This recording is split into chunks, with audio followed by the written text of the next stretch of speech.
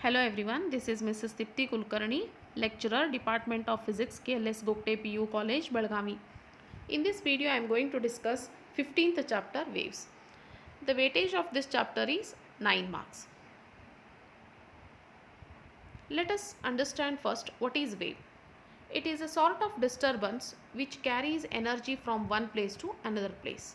So these are the two gifts which shows you what is a wave pattern and how the particles are carrying the energy and what is a sort of disturbance. Even if we suppose if we throw a stone in the calm water, then we observe this type of encircled rings. Okay, due to what? Due to the stone or the pebble. If we throw the stone in the calm water tub, then we observe this type of rings. These rings are due to what? Due to the disturbance. Okay, that is also nothing but what? That is also a wave. Next one, what is wave motion? It is the propagation of disturbance. Propagation means here it is nothing but it is a moment only. Okay, so it is a propagation of disturbance from one place to another place. You just carefully see this rope example. So here there is a motion of the wave we are observing here. Okay, the person who holds the rope, and here wave patterns are formed. Okay, next one, transverse waves. Waves are divided into different types. So here we are going to discuss first type, that is a transverse waves. These are the waves in which particles of the medium vibrate perpendicular to the direction of the propagation. You just carefully see here the particles are moving like this. Okay, so this is the motion, or this is a moment, or the which is perpendicular to the this particle which are vibrating. Okay, both these two are perpendicular like this, perpendicular in this way. Okay, so this shows what? Here also we observe perpendicular. Okay, so this is nothing but it is a good example for the transverse wave. Okay, these shows the pattern of transverse wave. Then examples for the transverse wave. Waves on a stretched string, which we have seen here. This is a stretched string example. Okay, the next one, light waves. The light waves, sunlight which we are getting every day, natural sunlight. So that is also good example for the transverse waves. Apart from that, I had taken here one more example, the same light waves. So here this is a white light which is passing through the optical medium. So this is a prism. If the light is passing from the optical medium, then we observe 7 colors. Okay, so due to this optical medium we are observing these 7 colors which are, okay, white light is splitted into different colors. That is a different theory, but here we have to observe that when the light is passing through this medium, we are observing the light waves. These are the wave patterns. Okay, these are nothing but wave patterns. So this is a good example. This wave pattern shows what? They are nothing but transverse waves. Okay, next one, longitudinal waves. Okay, so longitudinal waves is again another type of the wave. So what is a longitudinal wave? These are the waves in which the particles of the medium vibrate along the direction of the propagation. Okay, these are the waves in which the particles of the medium vibrate. They vibrate along the direction of the propagation. You carefully see this spring. Okay, they are moving. Propagation means they are, it is nothing but it is a motion only. So here they are moving along the direction of the propagation. So in the unidirection they are moving. So these are nothing but what? The particles of sound wave which are moving in the unidirection, or you can say that in the along the direction of the propagation. Okay, they are not perpendicular like this. Okay, So this is what? This is a good example for the longitudinal waves. Then what is longitudinal wave? These are the waves in which the particles of the medium vibrate along the direction of the propagation of wave. So best example, sound wave. So we have to remember for the sound wave, good example, longitudinal wave, example sound waves, and light waves are the good examples for the transverse wave. So here I just shown the comparison between transverse wave and longitudinal wave. So you just carefully see, both are the springs. In this first spring, they are perpendicular, the propagation perpendicular. Okay, so here we observe this type of pattern, but in the second spring they are like along the direction of the propagation. So these are the two types of waves. This is the difference between these two, transverse and longitudinal wave. Okay, I hope you understood this, what is the difference between transverse and longitudinal wave. So this is the definition for the longitudinal waves. Okay, sound wave is a good example. Okay, next one, parts of wave. How we have to identify what is a wavelength, what is amplitude. Okay, so we have to differentiate, we have to understand what is the amplitude, wavelength, what is crust, what is trough, everything. Okay, so this diagram shows, this is nothing but wave pattern. This is a wave pattern. So here along x, this is along, suppose if we assume this is our x-axis, okay, and this is our y-axis. This is x-axis, this is y-axis. Okay, then first understand what is this or what is this one. We call it as, this part is a crest, C-R-E-S-T, crest. Okay, this is nothing but what? Crest. Okay, this part is nothing but, it is called a trough, T-R-O-U-G-H, this one and this one. Okay, so these two are called trough. This pattern is called what? Trough. Okay, the next one, wavelength, distance between these two crust. Okay, how we have to define wavelength, everything I will one by one I will explain. So these are the terms which are related to waves. Okay, let us understand first wave amplitude, which is denoted by capital A. It is the maximum displacement of the particle on either side of its mean position in a wave. So this is nothing but what? It is a maximum displacement, either crust side or trough side. Okay, from the mean position, this we call it as a mean position. Okay, from the mean position, maximum distance covered. Okay, or the maximum displacement of the particle on either side, either on crust side or trough side. Okay, that distance we call it as a wave amplitude. Okay, next one, wave period. How we understood time period in the previous this one chapter, what is time period and all. So similarly here, wave period, it is the time period in which one wave is set up in the medium. Okay, so time taken by the wave. Okay, that is nothing but wave period. The next one, wave frequency. Again we denote wave frequency by small f only. It is a number of waves set up in a medium in 1 second. Number of waves per second is nothing but what? Frequency, or f is equal to 1 divided by t. This formula we know. What is the SI unit of this frequency? That is Hertz, Hz, or CPS, cycles per second, or vibrations per second. Depending on the situation, we use that SI unit. Generally we use Hertz as a SI unit for the frequency. Okay, the next one, wavelength of a wave, which is denoted by the symbol lambda. This is the notation for the wavelength. So what is a wavelength? It is the distance between, you just carefully see the distance between two crusts. Here I marked, right?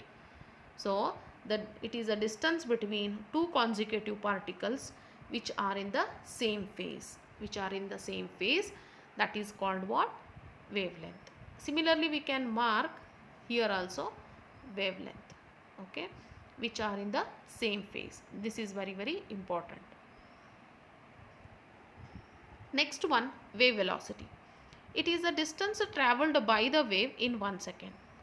It is a distance travelled by the wave in 1 second is called what? Wave velocity. The next one, relation between wave velocity, frequency and wavelength of the wave.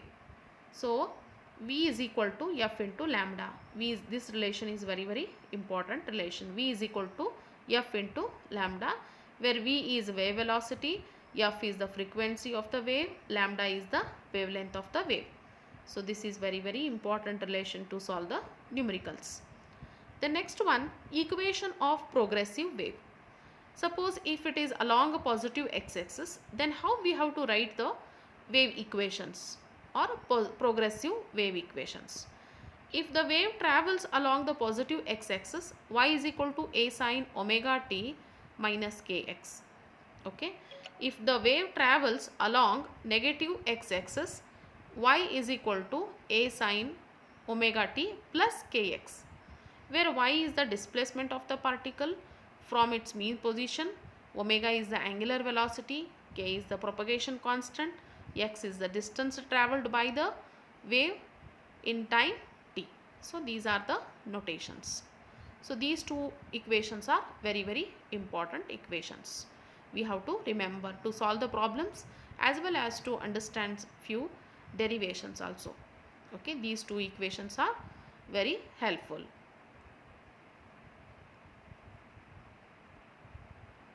Next one, angular wave number or a propagation constant. Just now we discussed, we use this k. We call it as a propagation constant. What is this k? It is the change in phase with respect to distance. It is nothing but what? Change in phase with respect to distance. It is given by k is equal to 2 pi by lambda. What is the formula for k? 2 pi by lambda or omega divided by v. Omega divided by v. This is what? K or a propagation constant. Speed of transverse wave on a stretched string. We have to remember few expressions here which are helpful to solve the numericals. So here, speed of transverse wave on a stretched string. So this is a good example. Guitar example is a good example for the stretched string. Even the rope example is also a good example for the stretched string. Okay. Then what is the speed? V is equal to square root of T by M, where T is the tension in the string and M is the linear density of the string. M is what? Linear density of the string. Next one, speed of longitudinal wave. Speed of longitudinal wave. V is equal to square root of E by rho, where E is modulus elasticity of the medium and rho is the density of the medium. So here for the longitudinal wave, we know that sound wave is a good example for the longitudinal wave. So this is what? This is a sound wave, and stretched string is nothing but for the transverse wave. Okay. Next one, Newton's formula for speed of sound in gases. So V is equal to square root of B by rho, where B is the bulk modulus of gas and rho is the density of the medium. So these expressions we have to remember. No derivation for these expressions. Only we have to remember these expressions to solve the problems. Next one, next explanation is Laplace correction to Newton's formula. Newton's formula for speed of sound in gases is given by V is equal to, just now we discussed this expression. So we have to assume that expression, speed of the sound in gases. Okay. Call it as this is a equation number 1. According to Newton, changes in pressure and volume in the medium during the propagation of the sound are under isothermal condition. What he assumed, whatever changes are happening in the pressure and volume, they are due to what? Isothermal condition. Since the process is very slow, there is a equalization of temperature between compression and rarefactions, and surroundings for isothermal condition B is equal to P, where B is equal to P. What is B? B is nothing but what? Bulk modulus. Okay. Then P is nothing but it is a pressure. So equation 1 implies V is equal to, instead of this B, suppose if we substitute P value here, then square root of P divided by rho. Okay. Square root of P divided by rho. So that is nothing, P is a nothing but what? P is a pressure and rho is the volume. Okay. So this is not required. Okay. Then after substituting the values, the value of V, after calculating the value of V, then finally V at NTP, normal temperature and pressure, you know this, okay, is equal to 280 meter per second, which is not equal to 333 meter per second. That is experimental value. You know this is an experimental value. So both are not equal. Suppose if we assume B is equal to P under isothermal condition, because isothermal condition, in isothermal condition, this process is very slow. The next one, after that, according to the Laplace, and he made few corrections to the above formula. According to him, the changes in pressure and volume are under adiabatic condition. Instead of isothermal process, this the correction is made. So in this assumption, instead of isothermal, Laplace assumed adiabatic condition. Since adiabatic process is very rapid, means very fast it is, and air is a bad conductor of heat, which you know. There is no equalization of temperature between compression and rarefactions and surroundings. So for adiabatic condition, B is equal to gamma into P. Okay, where gamma is nothing but what? It is the ratio of specific heats. So suppose if we assume instead of this B value, suppose if we substitute gamma P in equation number 1, then equation 1 implies V is equal to square root of gamma P divided by rho. Then after calculating the V in air at NTP, okay, in air NTP, that is equal to 332.5 meter per second. Earlier in the isothermal condition we got 280 meter per second. Okay, this is a 280. If we assume isothermal condition, V is equal to P, after calculating the value of V at NTP, 280 meter per second. Okay, then instead of isothermal, suppose if we assume adiabatic condition, then that is nothing but B is equal to gamma P. So where gamma is the specific heats, so substituting the value of gamma and P and rho, and the value is calculated, this V value is calculated at NTP, and after simplification, how much we got? 332.5 meter per second, which is approximately equal to 333 meter per second. This is experimental value. Almost they are same. Okay. So this we call it as what? Laplace correction. Okay. So this is a where this is agreement with the experimental value. Okay. Next one, superposition principle of waves. When number of waves of same nature are superimposed or overlapped, in general overlapping, okay, the resultant displacement at the point of superposition is equal to the vector sum of the this is the THE, okay, equal to the vector sum of the displacements of all the waves. So what is the meaning of this? When number of waves of same nature are superposed. Means if two or more than two waves are overlapped on each other, the resultant displacement at the point of superposition is equal to the vector sum of the displacements of all the waves. Let us see the diagram.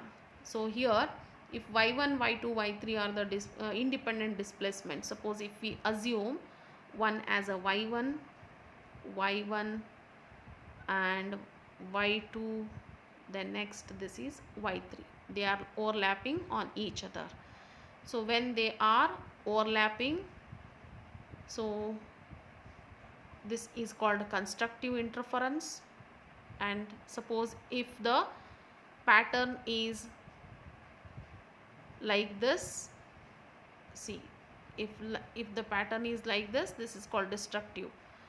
If the waves are traveling, okay, or overlapping, see, if the waves are overlapping like this is called constructive. Suppose if the waves are traveling or overlapping in this way, this is called destructive. Okay, both are superposition, both are for the superposition principles only. But here, if crust is on crust, okay, two waves or more than two waves are overlapping like this, okay, so this is what superposition principle, which satisfies the superposition principle. This is also for the superposition principle only, but here the crust on trough and again trough on this crust, okay, opposite direction. Both waves are opposite in the direction. Here two or more than two waves are in the same direction. So this is called constructive, and this is destructive. Okay, so these are the two types of the superposition principle. We observe two patterns in the superposition principle. Okay, then suppose if they are overlapping like this, we can add the displacements. So these are the displacements of the wave. Okay, so this is the displacement of the wave. Suppose if we assume one as a y1, another one as a y2, then we can add them to get total displacement y. Y is equal to y1 plus y2, so on. Okay, this is what, this is about the resultant displacement. Next one, which is very interesting, just now we discussed the amplitude, wavelength and phase. So this shows you what is amplitude. Amplitude is nothing but what? It is a distance. So this is a maximum distance of the particle from the mean position. That is called amplitude. Okay. Next one, wavelength. Wavelength is nothing but what? It is a distance between the two consecutive particles. That is nothing but what? Wavelength. Okay.